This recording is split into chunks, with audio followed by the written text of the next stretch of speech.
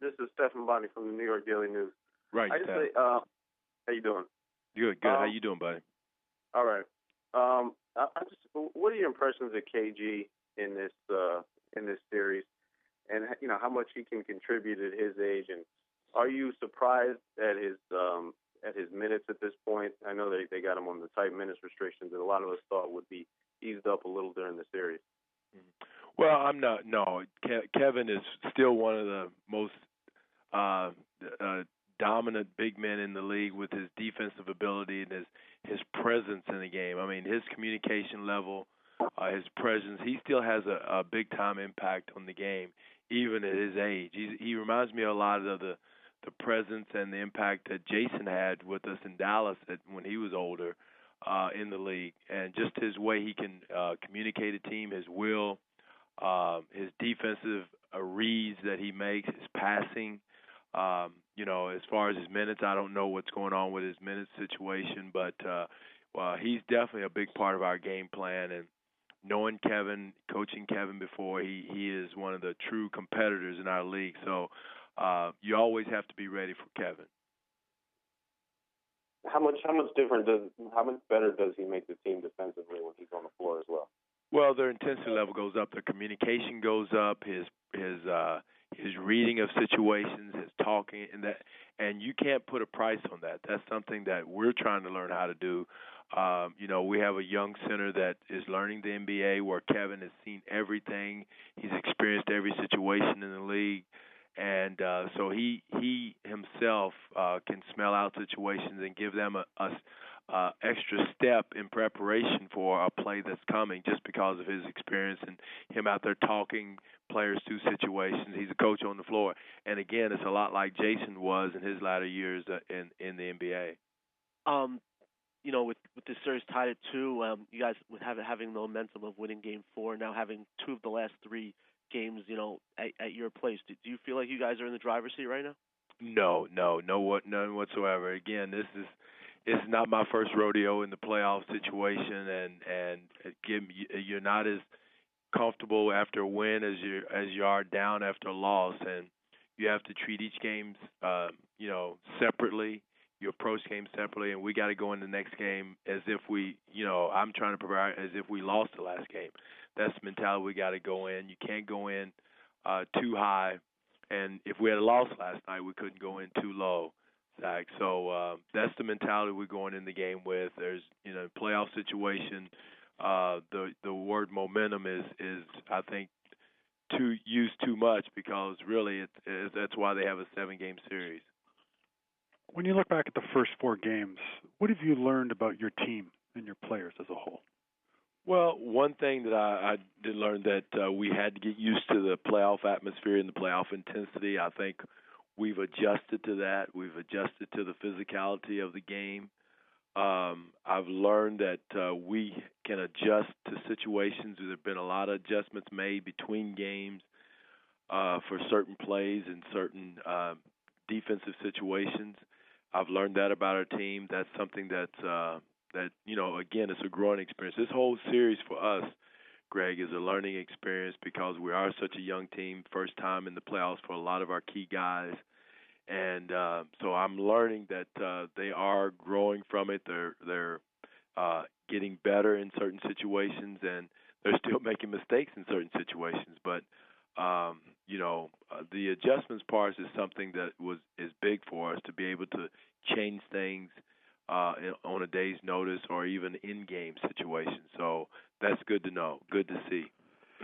Just a quick follow, if I may. I noticed a couple of your players are a little banged up. Are there any injury updates today? No, not right now. We're, like you said, we're nicked up, banged up a little bit, but nothing that's that we know of that's major right now. So, Kyle's a little banged up, nicked up, and Amir's ankles is still sore, and Patrick Patterson was a little gimpy last night. But nothing that we know of right now that's major that's going to knock anyone out. And, again, Landry Fields is feeling much better, so we'll see where he is tomorrow.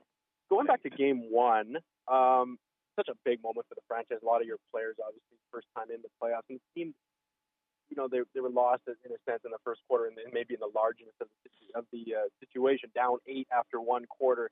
So looking ahead to Wednesday, the atmosphere inside would probably be even crazier if it can be than game one. So how, if anything, what can you do to sort of avoid that slow start and that you sort of had in game one? Well, I think the slow start, Glenn, was, first time in the NBA. I think that had something to do with the first game jitters at home. I thought we were a totally different team in the second game at home. I didn't think it was a factor whatsoever as far as the jitters were concerned. And I think as the series has gone on, our guys have gotten more comfortable. But again, we know we're going against a very veteran, experienced team that has seen everything, experienced everything. They're going to make some adjustments. We're going to have to continue to make adjustments as the series goes on. So I think the first game jitters is something that we've outgrown a little bit now. To say that we're going to stop certain plays and everything, we're still learning things how to stop certain plays with what they're doing. But I think our crowd, Glenn, is one of the best in the league. I was really, really excited to know that does give you a home court edge when your crowd is as loud and as passionate as our fans were.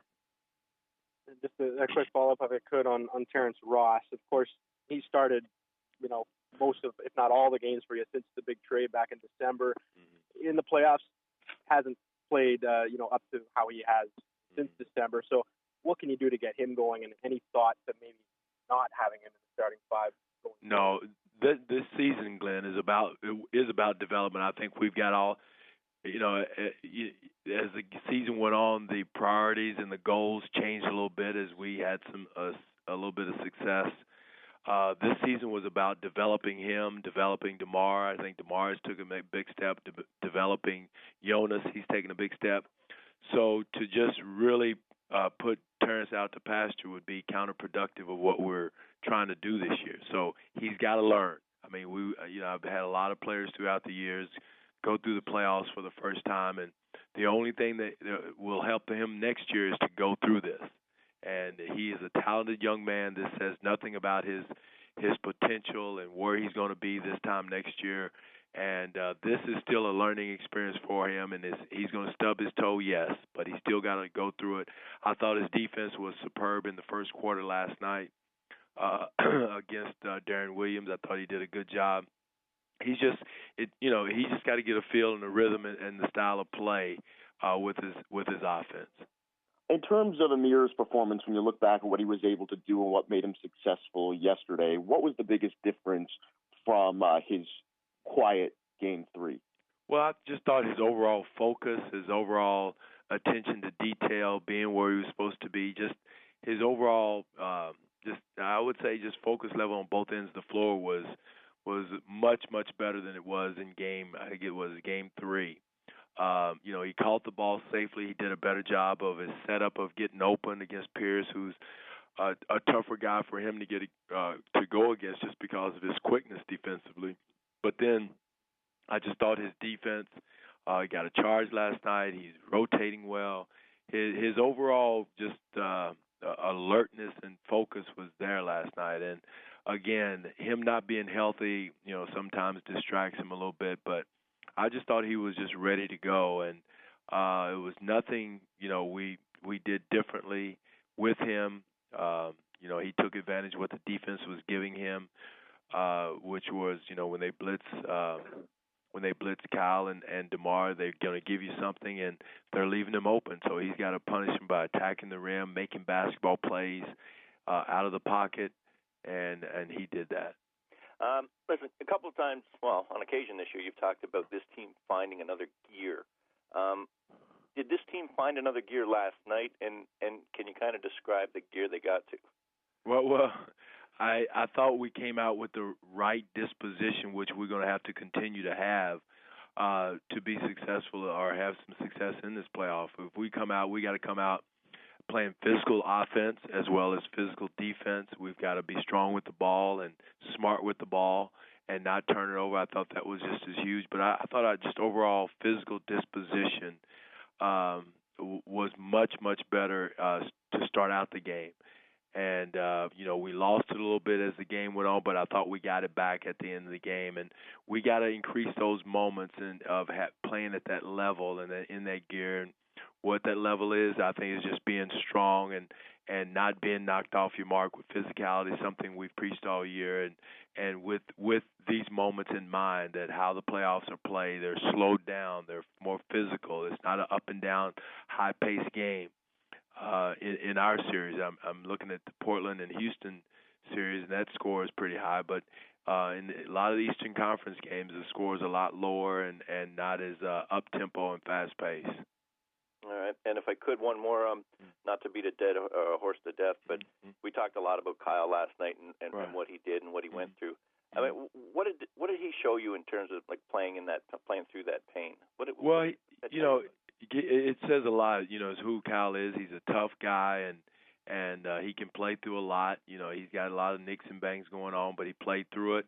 And again, that's what I'm preaching to a lot of our guys. A lot of our guys have little things going on that, they're not publicizing or anything like that. His is probably out there a little bit more just because he's out there a lot more. But Landry's going through something right now. John Salmons is so we've got a lot of little nicks and bangs and nags that guys are playing through. So it says not only a lot about Kyle, but a lot about a lot of our guys that are playing hard and at a high level, and they're still not 100%.